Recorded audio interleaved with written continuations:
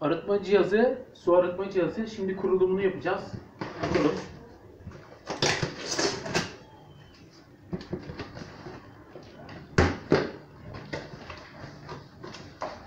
En üstte faturası vardı. Altından garantisi çıktı.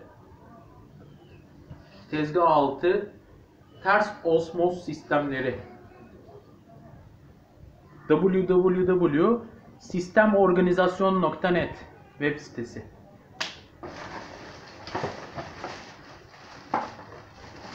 Burada musluk bağlantıları.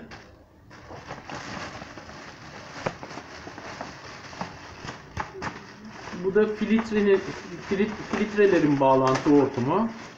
Arkadaşlar. Bununla filtreleri sıkıyoruz. Ara bağlantı musluğu. Görüyorsunuz.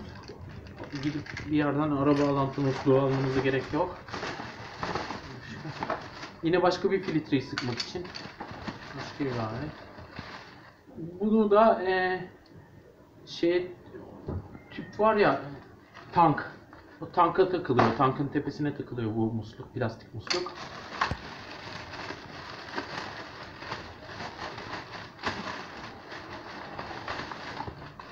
Burada da herhalde arıtma cihazının musluğu var.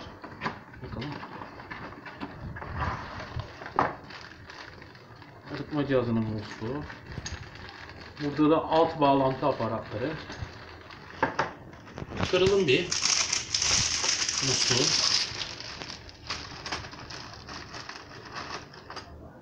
Pırıl pırıl tertemiz. Aç kapağı. Şimdi arkadaşlar tezgahta bir delik açacağız. Tezgahta deliği nereye açalım? Şimdi şöyle göstereyim. Mesela önceden bir planlama yapalım. Bu muslukla çakışmaması lazım.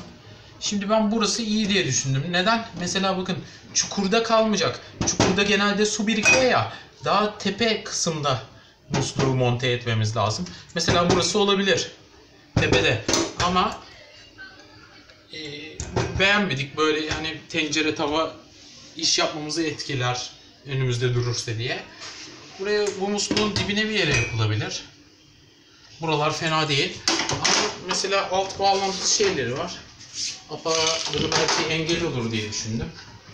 Oraya musluk yapmamıza. Çok ince çalışmam lazım. Buraya yapmak için. O yüzden buraya yapmayı düşünüyorum. Yine değerlendireceğim videonun görünmeyen kısımlarında nereye yapacağımı. Ama herhalde ben buraya yaparsam burada daha rahat çalışma alanı bulurum tezgahın altında kendime. O yüzden buraya yapacağım. Bu var. 10 inçlik karbon blok filtre yazıyor. Bir tane daha 10 inç 5 mikron karbon filtre. Bu. Bakın 5 mikron yazıyor. Bunda ne yazıyor? Karbon blok filtre diyor bunda. Bu karbon filtreymiş demek ki. Bu sediment, deluxe sediment kartuş. 5 mikronluk. İçinden böyle şeyler çıkıyor. Filtreler. Hangisini nereye takacağımız içinde yazıyordur anlatım kılavuzunda. Bu kaç mikron? Bu da 1 mikronluk bir tane çıktı. Onu da koyalım buraya. Sonra bu var. İçinde zaten 1 mikronluk. Demek ki onlar yedek. Bu 1 mikronluk filtre. Bunun içinde de 5 mikronluk filtre var. Şeffaf bir tanesinin içinde. Yine koyu renkli bir filtrenin içinde de bakalım işte o karbon filtre. Bunların hangi sırayla takılacağı kullanım kılavuzunda yazıyordur. Şurada arıtma cihazı çıkaralım. Şöyle görüyorsunuz arkadaşlar. 2, 4, 5 tane filtre var. Bağlantıları. Arkadaşlar bakın bu bize bakıyor filtreler. Şu sırt kısmı filtrenin arkaya yatırım böyle. Diyor ki bir numara şuraya 5 mikronluk sediment filtre takılacakmış. Bakıyoruz 5 mikron. İkinci sıraya yani ortaya aktif karbon filtre, bu gri olan ortaya En sona da 1 mikronluk filtre. Şimdi bunları bağlayalım. Nasıl bağlayacağız? Bağlamadan önce naylonunu çıkaralım şöyle. 1 mikronun naylonunu çıkardık. Bir de bakın filtrenin de naylonunu çıkaracağız şimdi.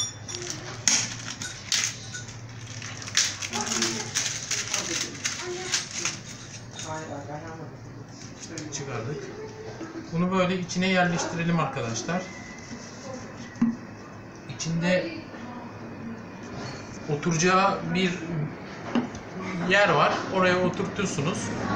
Daha sonra buraya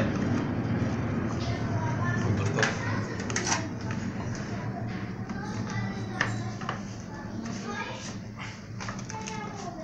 Bakın bir dakika şöyle bakayım. Oturuyor. O karşısı da oturuyor zaten. Bakalım bir daha. Dik duruyor, bir sorun yok.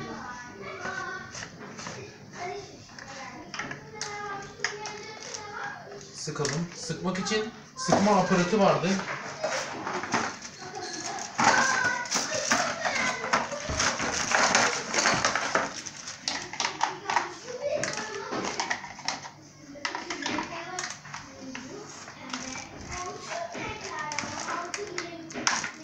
Sıkıyoruz ama deli gibi de sıkmayalım, kırmayalım. Bunlar neyin? Bunlar da bakın şurada bir tane filtre var. Herhalde onu açmak takmak gerekirse diye göndermişler. Küçük bir tane. Şimdi ortadaki karbon filtreyi takıyoruz.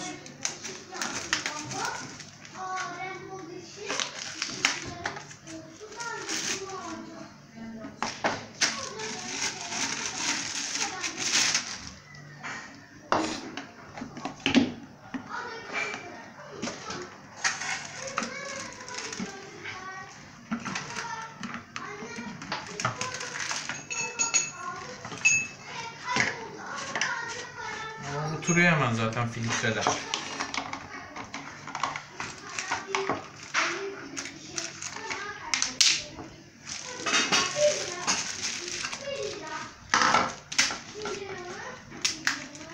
Çok sıkmanıza gerek yok arkadaş. Sıkın da yani hani böyle arabanın lastiğinin bijonlarını sıkıyormuş gibi de sıkmayın. Plastik sonuçta yani.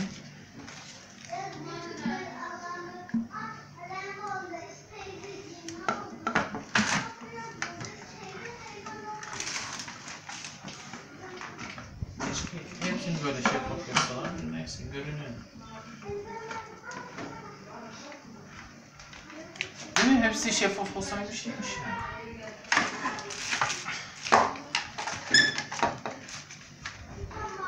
Daha önce bir tane almıştık, birkaç tane almıştık. Onlar da hepsi beyazdı mesela. Bu sefer biri şeffaf gelmiş. Arkadaşlar bu 5'lik 6'lık bir matkap ucu. Önce küçük matkap ucuyla girdik. Böyle bir delik oldu. Şimdi biraz daha kalın bir matkap ucuyla gireceğim. Kalın matkap ucu direkt girmedi.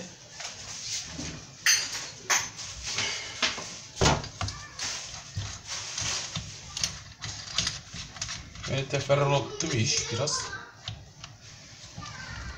Belki bu 10'luk matkap ucu yine yetmeyecek arkadaşlar. Öyle hatırlıyorum.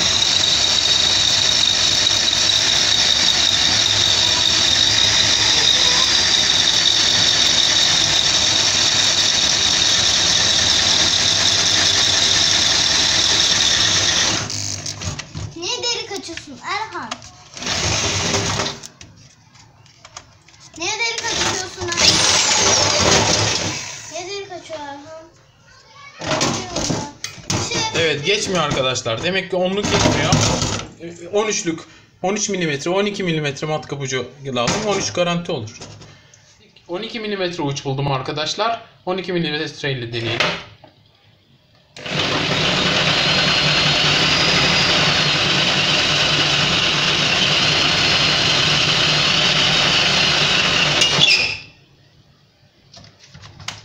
Şimdi bir de tersine çeviriyoruz matkabı. Tersi yönden şimdi.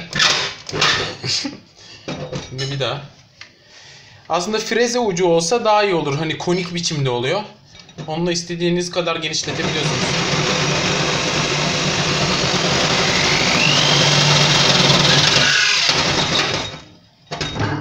iyi sıkmamışız. Şöyle sıkalım. Matkabı da yakacağız yani bu arada.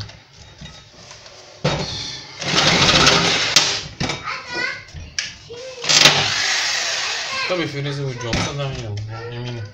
Matkap ucu girmiyor. Tabii belki de hızlı hareket ettiriyorum. Daha yavaş döndürelim bakalım ucu. Pardon. Ne oldu bu? Hareket yönü soldan sağa oldu.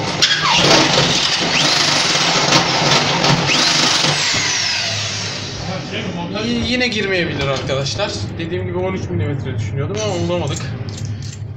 Hadi bakalım. Sıralamayla takıyoruz. Önce bu aynayı, sonra bu küçük olan contayı, sonra kalın olan contayı sırayla taktık. Sonra şöyle bir silelim. Buraya taktık. Oldu işte, biraz tabi o aynanın bir kısmı boşta kalmış. Olsun, önemli değil. Sonra mesela musluğun kafası nerede olsun onu istediğimiz yöne ayarlıyoruz böyle. Burada olursa pek kullanışlı olmadı bence. Arkada mı olsun? Yanda. Yanda daha şık ha? Evet. Burada bir şeylere engel olur mu? Bu olmaz ya, böyle kolay. Daha iyi, daha şık. Tamam. Bu şekilde yapacağız. Şimdi alta bu start plastiği. Start plastiği takacağız. Bir de bu diş var arkadaşlar, bir tane. Bu dişi de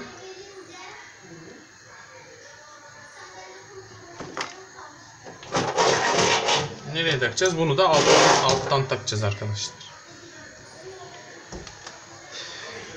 Şimdi alttan şu bağlantıları yapalım. Bunu da tabii alta takacağız. Bunlar da en son işler. Şunlar. Daha sonra anlatacağım.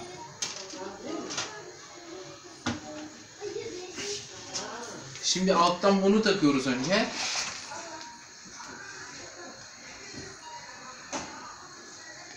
Yok, önce bunu arkadaşlar, sert plastiği. Sonra bu metali takıyoruz. En sonunda bu somunu takacağız. Bakayım ben. Daha sonra da sıkacağız. Karşılık gelen yerinde.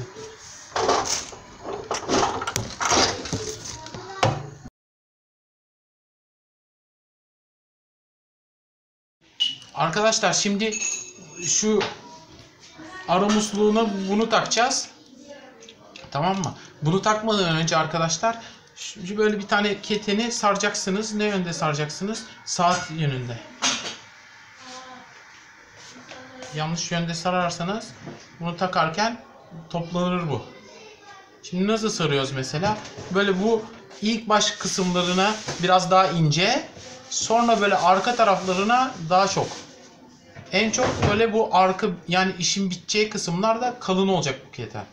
Şu sonlara doğru kalınlaşacak.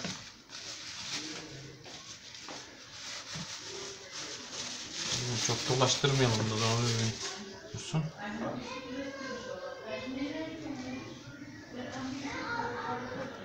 Bir tutam daha saç aldık. Sarı saçlarından. Şimdi yine sarmaya devam edelim saat yönünde. Dediğim gibi bu sonlara doğru daha kalınlaşıyor sardığımız keten. Sonra böyle elimizle düzeltelim. Düzeltiyoruz. Saçlarını da taradık.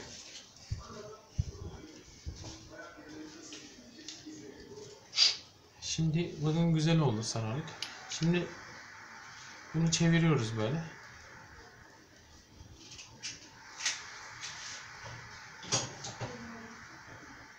Şimdi tabii arkadaşlar bunu da çok sıkarsanız bu da kırılır.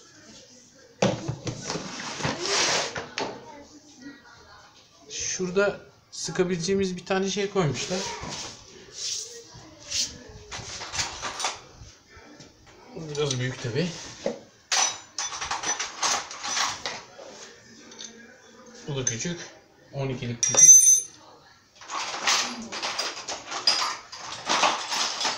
Neyse, şimdi hangi anahtar olacak aramıyorum. İngiliz anahtarıyla sıkalım.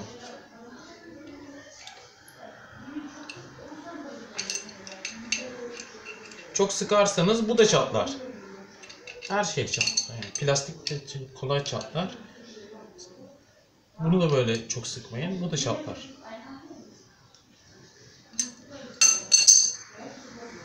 Gördünüz, girdi. Buraya hortumu takacağız daha sonra. Buradan çıkanı da filtre. Şimdi suyumuzu kestik. Soğuktan da sıcaktan da evet akış yok. Şimdi buradan çamaşır makinesinin hortumunu çıkarıyoruz.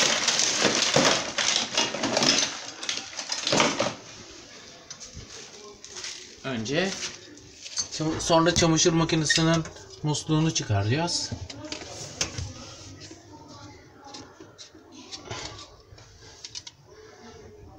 Böyle sıkılıyor, böyle açılıyor bakalım.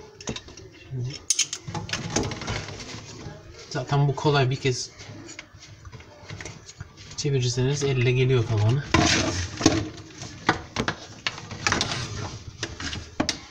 Sonra o musluğu çıkaracağız şimdi arkadaşlar. Musluğu da şöyle bir boru anahtarı yardımıyla çeviriyoruz. Bakayım. Sıkıyor muyum? Yok, açıyorum galiba ama yok, sıkıyor da olabilir. Onu da açıyorum evet ama gelmedi. Dönmedi. Allah Allah. Sıktım mı acaba?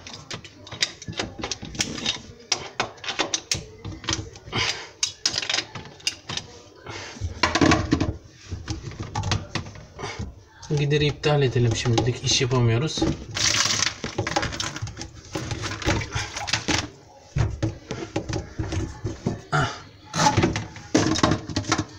Böyle sıkıldığını böyle açılması lazım.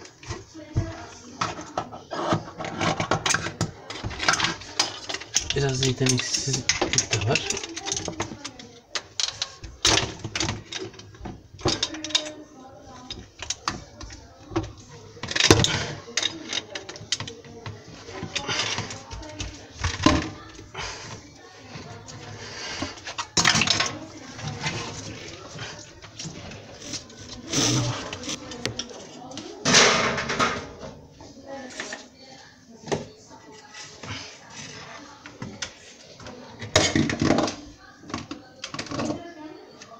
Şimdi o ara musluğumuzu buraya takacağız. Arkadaşlar. Şuraya. Bakın. Buraya taktık değil mi? Bu buraya olur. Çamaşır makinesinin musluğunu söktük ya. Bu buraya oldu. Sonra çamaşır makinesinin musluğunu takacaksınız. Buraya. Şimdi durduralım. Şunu şimdi bu ara musluğunu takacağız. Sonra devamına çamaşır makinesinin musluğunu takacağız. Şimdi o işlemlere başlayalım. Yine saat yönünde ara musluğumuzu buna takıyorum, ara musluğuna. Çamaşır makinesinin duvara bağlanan kısmındaki ayna mıdır nedir adı bilmiyorum. Şimdi doluyoruz yine böyle saat yönüne yumuşakça. Nazikçe. Ama dediğim gibi yine uça değil de şuraya en dip kısmına daha çok kalın çekiyoruz. Bir de şu beyaz başka bir şey satıyorlar. Ne deniyordu ona? İşte. Ne deniyor? Beyaz bir bant. Ondan sonra bu keten gibi olan bunu tercih edin arkadaşlar. O beyazı ben deniyorum ama çok memnun kalmıyorum yani sonuçlarından. Bu daha güzel şişiyor. Su sızdırmıyor. İnşallah da şimdi sızdırmaz. Sızdırırsa hadi sök bir daha yap. Yeterince kalın oldu mu birazcık daha somunu bakayım, olmadı şey yaparız ya. Biraz daha sarayım arkadaşlar. O sonuna biraz fazla sarmanızın çok önemi yok. Yani az sararsanız sorun tabii.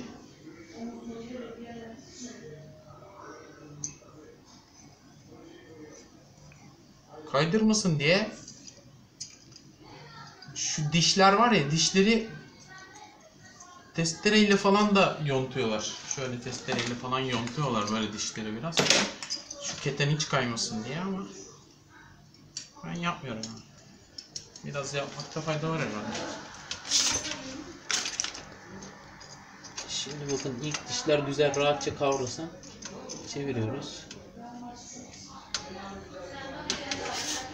Sonra İngiliz anahtarıyla devam sıkmaya.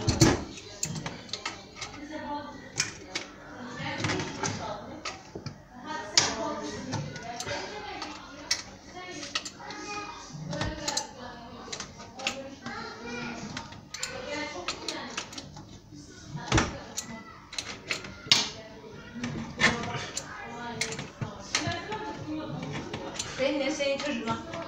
Senin çocuğuna benim bir şey yok mu?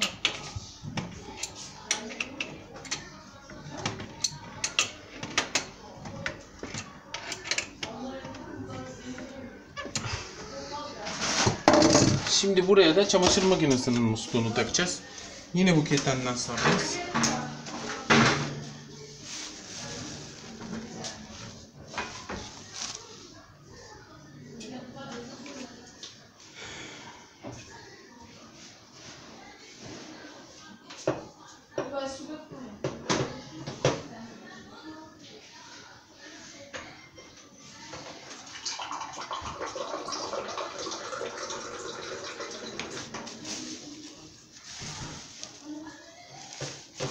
Güzel tut. Güzel tut.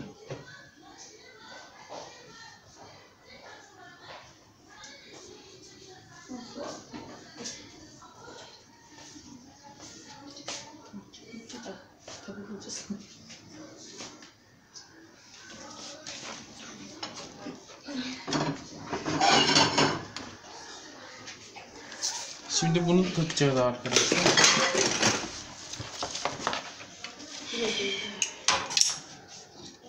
Bunu daha çok seviyorum. Daha iyi kaldı. Kaynak yaparken kullandım, mahvoldu. Gerçekten. Bunun biraz daha farklısı var. Böyle ağzı geniş kaynak kerpeteni. Daha kaynaklı. Neyse. Şimdi bunu takıyoruz arkadaşlar.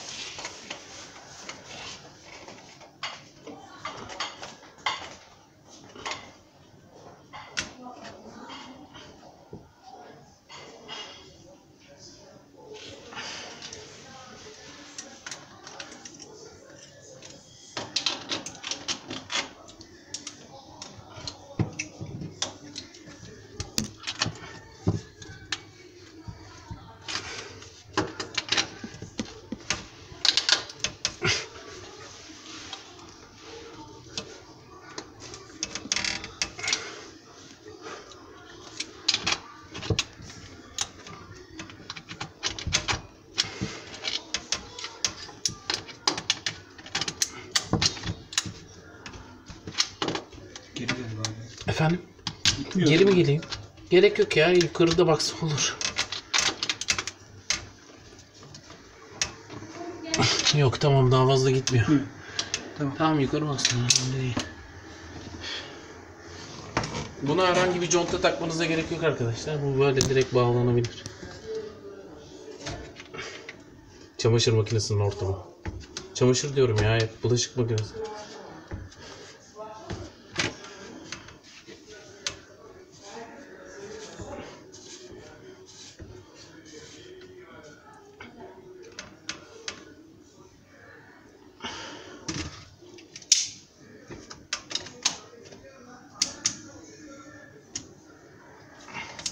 Tamam. Şimdi gidelim, suyu açalım, kontrol edelim. Bakalım bağlantıları doğru yaptık mı, damlatacak mı, damlatmayacak mı, vanayı açacağız arkadaşlar. Bakın ara musluk şurada görüyorsunuz. Ara musluğumuz. Daha sonra çamaşır makinesinin musluğu.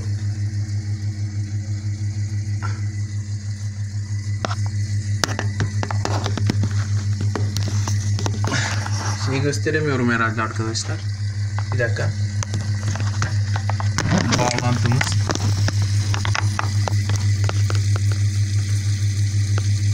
Musluk bağlantısı.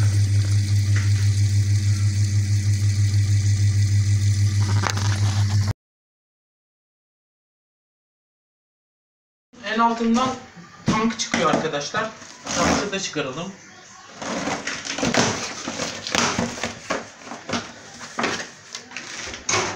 Tank.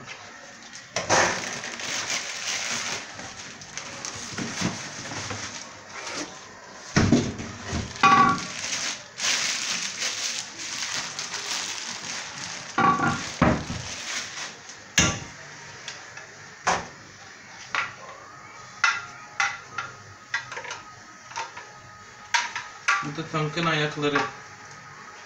Şöyle. Öyle.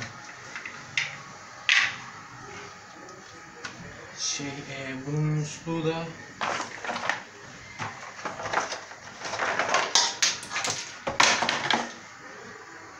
burada arkadaşlar.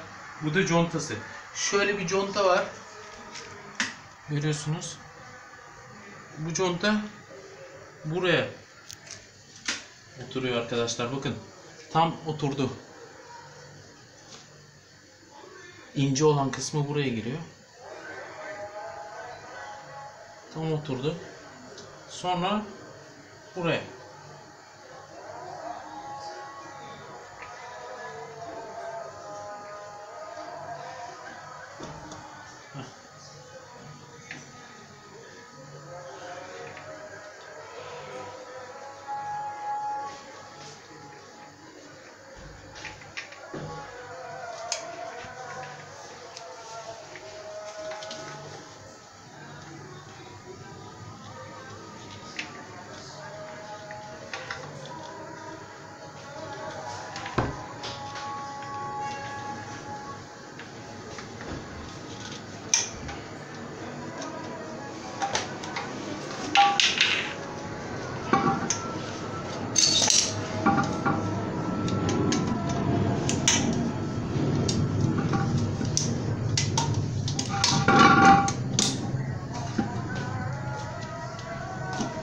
Yani conta bakın birazcık ezildi, yeter bu kadar.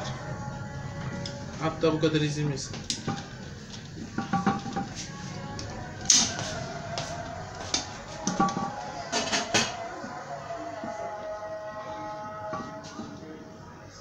Bakayım bir daha.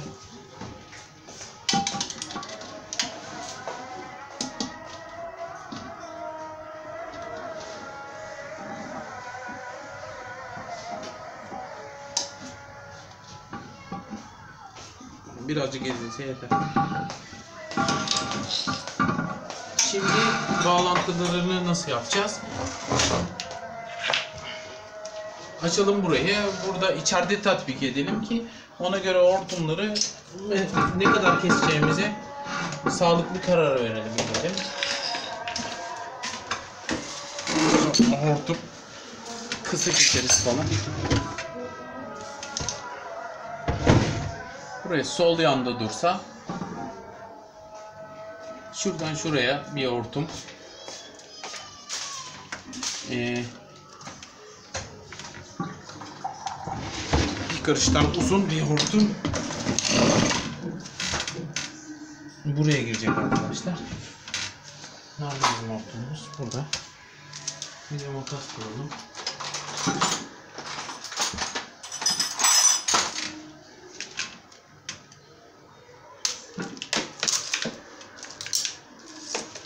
Karıştın uzun.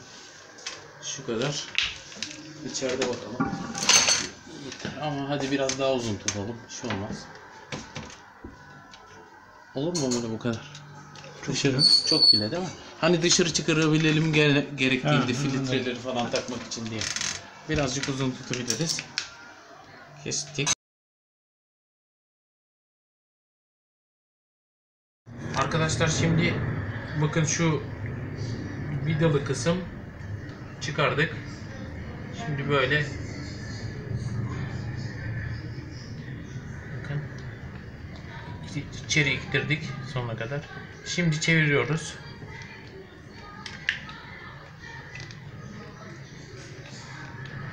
Çevirdikçe sıkılıyor. Bir dakika.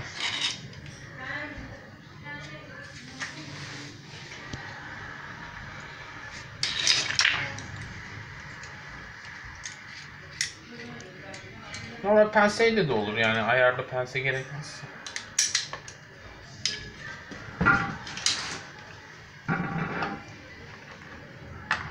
Çok ince oldu.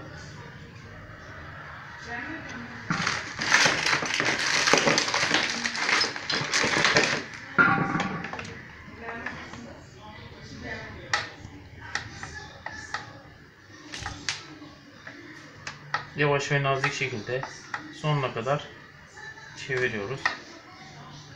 Sonu herhalde bu. Bakayım. Tamam. Bakayım. Yok. Bakayım. Ha. Bakayım herhalde. Tamam. Çıkmıyor. Bu yeter. Diğer bağlantılar yapalım. Diğer bağlantıları yapalım. Şimdi bu gider bağlantısı. Buradan çıkan hortum gidere girecek.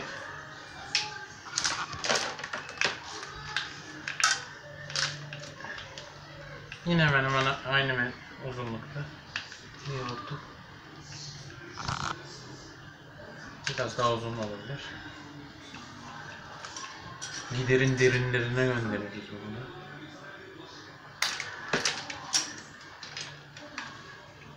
Gider şu.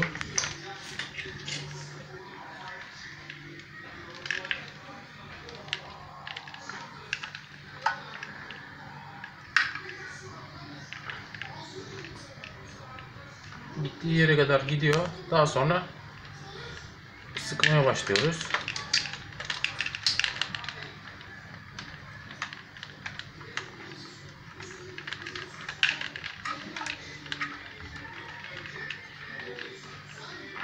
Bu da tamam. Şimdi bakın burada ne yazıyor? Tank. Bu da buradan çıkan da tanka girecek. Önce bunu tamamen gevşetelim. Şöyle bir tane. Böyle tanka girecek. Bu da bu kadar olsun. Bir iki karış.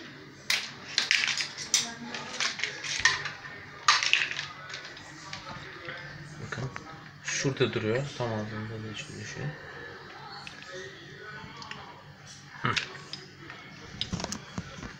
İçeri gönderdik. Daha sonra yine döndürüyoruz. Kavramadı herhalde daha. Tamam.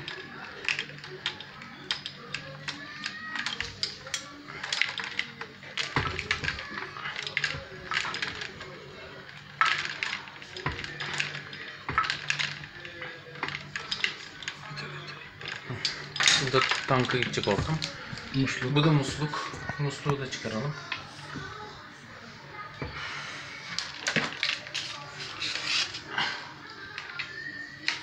Biraz uzun tutuyoruz. Neden filtreyi daha sonra çıkarırken musluk bağlantısını koparmamıza gerek kalmasın falan diye. Zaten hortumumuz yeterince var.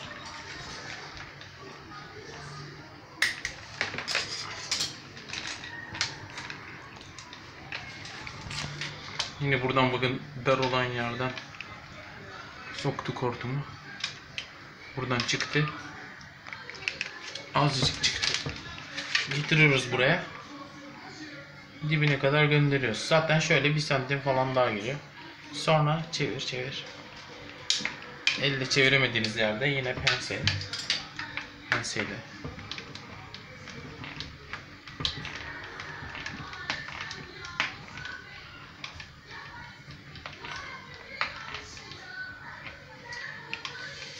Tamam, yine bu da gayet sıkı. Şimdi arkadaşlar bakın musluğa girecek kısmını nasıl yapıyorsunuz? Şöyle. Önce bir kelepçe. Görüyorsunuz değil mi? Bu kelepçeyi hortuma takıyoruz.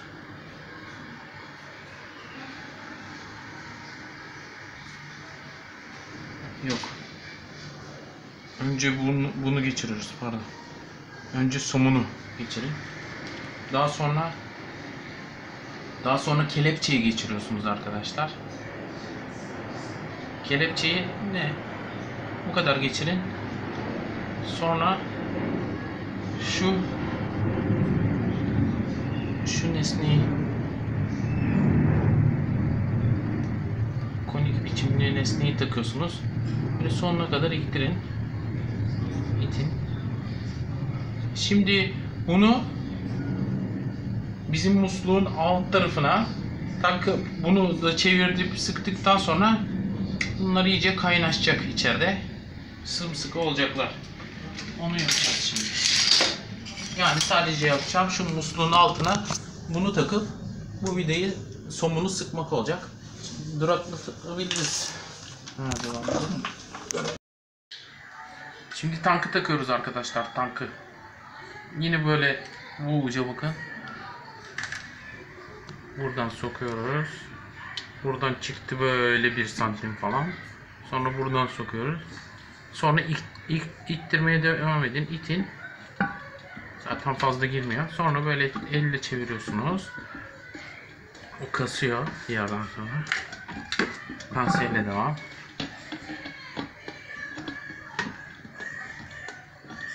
Hiçbirini çok sıkmayın. Su sızdırmıyor zaten. Çok sıkıp da kırarsınız bunu. Sonra mesela bu var arkadaşlar. Şu hani gider diye anlatmıştık, bağlantısını yapmıştık. Bunu da bu hortumu da gidere veriyoruz buradan.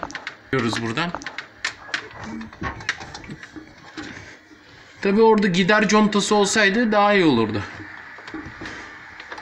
1 lira 1,5 liraya bir gider contası oraya takarsanız beyaz hani biliyor musunuz? Çamaşır makinesinin giderini de oraya verirsiniz. Ne oluyor? Koku gelmiyor orada. Hiç koku geldiği oldu mu? Olmamıştır. Sonra bunu da musluğa takacağız şimdi. Bu da basit bağlantısı. Şu musluğun contasını çıkardık. Bunu buraya takıyoruz direkt böyle. Arkadaşlar.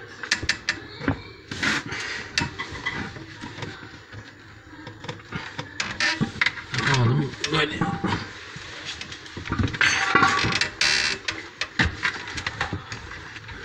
Görünüyor mu Ömer Bey?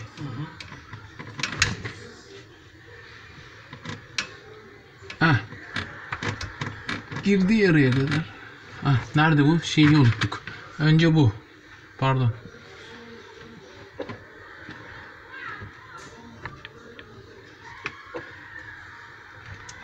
Heh. Böyle. Sonra bunu takıyoruz buraya.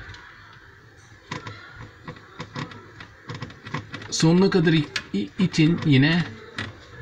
Sonuna kadar itin. Daha sonra bunu itin. Çevirin.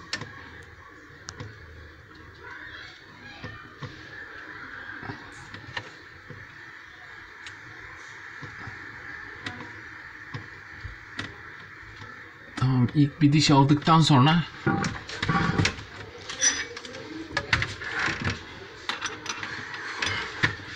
14 olmadı. 13 12 deneyelim.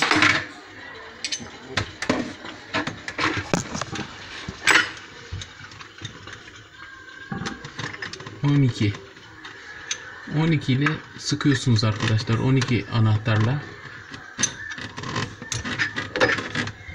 Sıkamadık.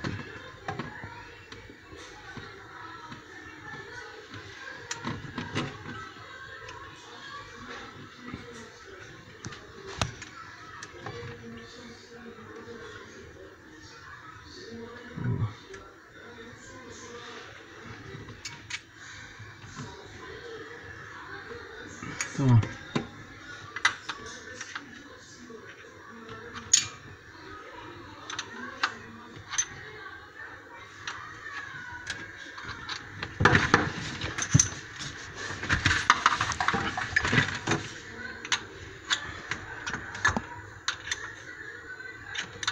Çok kolay bir çalışma ortamı yok arkadaşlar. Dar bir ortam olduğu için.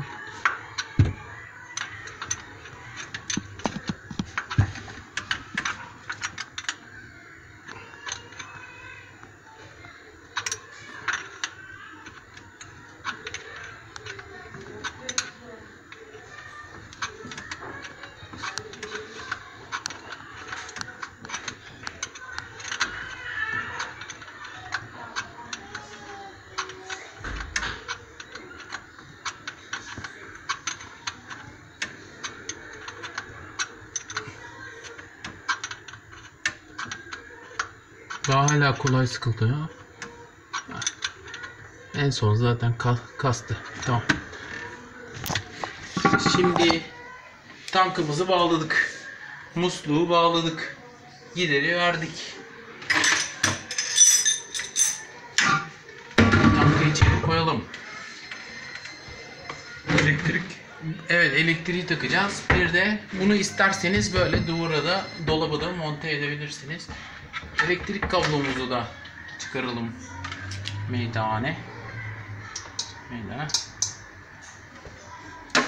Bu elektrik kablomuz. Buralarda elektrik tesisatı yoktur değil mi?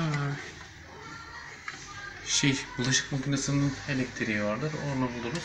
Bağlayalım. Devam edelim görüntümüze. Kapatayım mı? Arkadaşlar şimdi bu yaptığımız ara bağlantı musluğunu açıyoruz.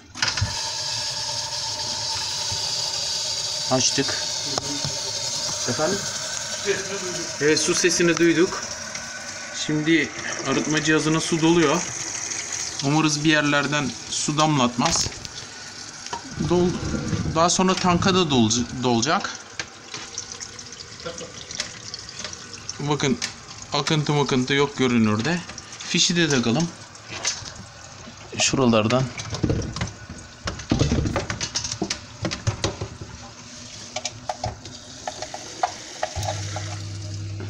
Fişi takınca motorun da sesini duymaya başladık. Duyuyorsunuz, bu motordan geliyor ses.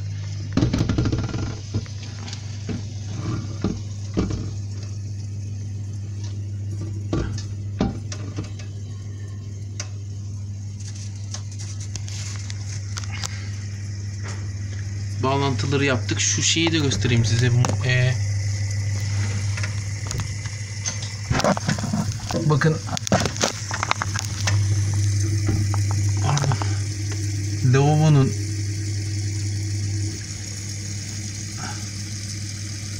nerede o? Görüyorsunuz arkadaşlar.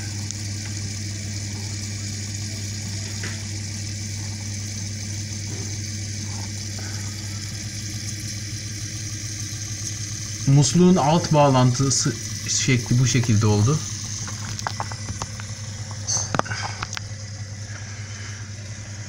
Bir hortumu gidere soktuk biliyorsunuz.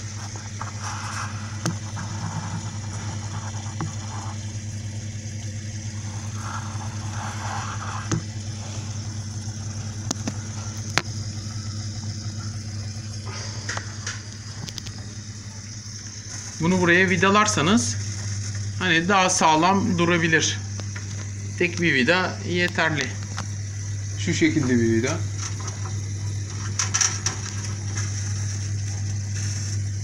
Yeterli arkadaşlar. Şuradan tutturursunuz.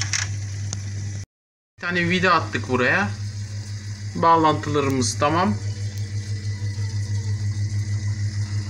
Bakın ara musluk şurada görüyorsunuz. Ara musluğumuz. Daha sonra çamaşır makinesinin musluğu.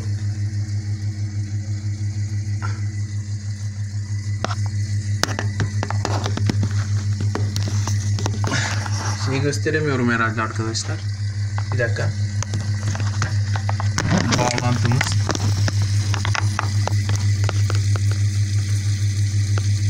Musluk bağlantısı.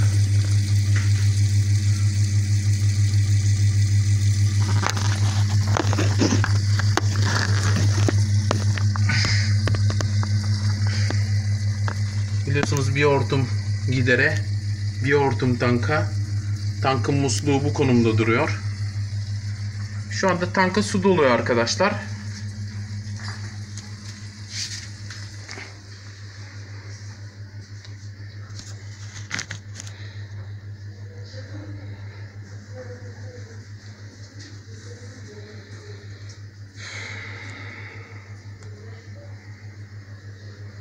Bir açılış yapalım.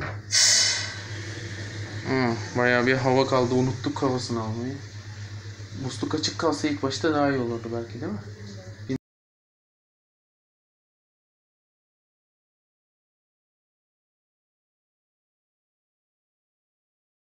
Neyse, açık dursun böyle bir müddet arkadaşlar. Hava çıksın. Su gelsin. Su gelmeye başladı işte. Tank dolunca daha mı tazdikli geliyor? Bu kadar.